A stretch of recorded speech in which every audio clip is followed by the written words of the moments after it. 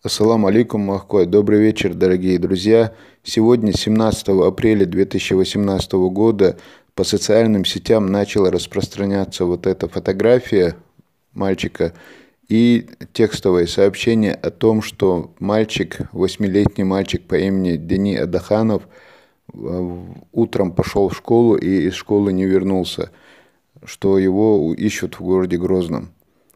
Сейчас в 19 часов вечера я связался по указанному телефону с его родными.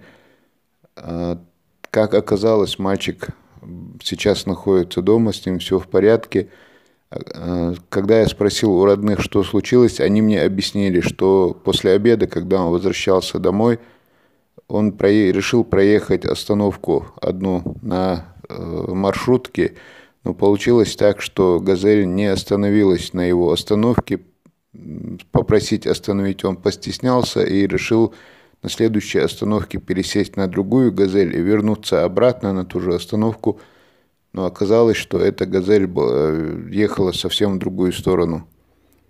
Так он доехал до рынка Беркат, где, слава Аллаху, добрые люди ему помогли вернуться домой.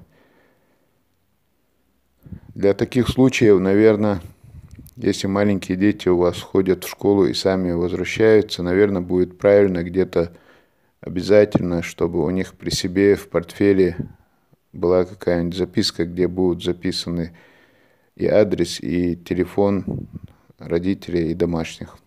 Большая просьба, если получите данное сообщение с фотографией, не рассылать это сообщение и передать тем, кто вам это сообщение прислал, о том, что мальчик нашелся, чтобы они удалили сообщение и фотографию. Большое спасибо. Дал Бухастам и Кант Карвин.